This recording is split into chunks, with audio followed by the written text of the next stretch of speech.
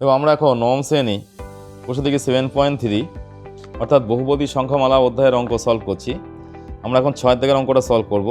অঙ্কটা কি আছে, এখানে একটা বহুপদী সংখ্যামালা দেওয়া আছে, এখানে একটা বহুপদী সংখ্যামালা আছে। এই দুটো বহুপদী সংখ্যামালাকে যথাক্রমে x+1 মানে প্রথমটাকে x+1 দ্বারা ও পরবর্তী সংখ্যামালাটাকে x-2 দ্বারা ভাগ করলে যদি R1 ও R2 ভাগশেষ পাওয়া যায়, এবং যদি একটা শর্ত দেওয়া আছে 2R1 + R2 = 6 হয়, তবে p এর মান কত হবে আমাদের লিখতে হবে।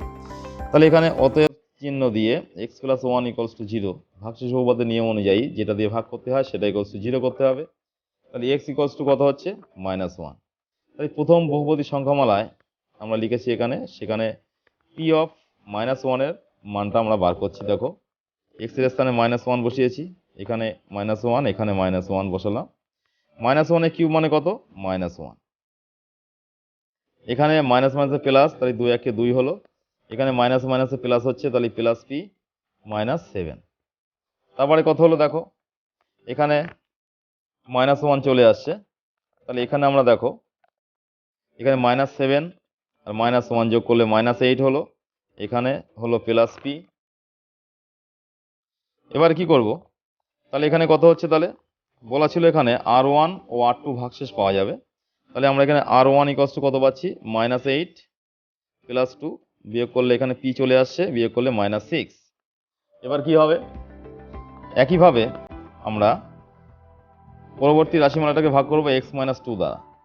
এই যে রাশিমালাটা আছে, তাহলে x-2 = 0 করতে হবে, x = 2। তাহলে পরবর্তী রাশিমালাটাকে আমরা ধরছি q অফ x = যে রাশিমালাটা আছে সেটা লিখলাম এখানে। এবার q অফ 2 এর মানটা বার করবো। x = যেহেতু আমরা 2 পেয়েছি, এখানে x এর স্থানে 2 বসিয়ে দিলাম সব জায়গায়। তাই এখানে 2 এর কিউব করলে 8, এখানে 2 × 4, তাহলে 4p -12 × 24 + 6। তাহলে এখানে 24 থেকে এখানে 8 আর 6 14 হচ্ছে, বসিয়ে দিলাম, প্লাস 4p -24। এখানে 4p বসে যাচ্ছে আগে, 24 থেকে 14 বাদ দিলে কত? 10 হলো। তাহলে R2 = পেয়ে গেলাম 4p -10। এখানে একটা শর্ত দেওয়া আছে, দেখো 2R1 + R2 = 6 হলে p এর মানটা কত। তাহলে অতএব দিয়ে আমরা এই যে সমীকরণটা আছে সেটা লিখলাম এখানে, এই লিখেছি করে এখানে R1 এর মানটা বসিয়ে দিচ্ছি। তাই 2 × R1 মানে 2 × এটা প্লাস R2 বলতে এই মানটা বোঝাচ্ছে 4p -10 = 6।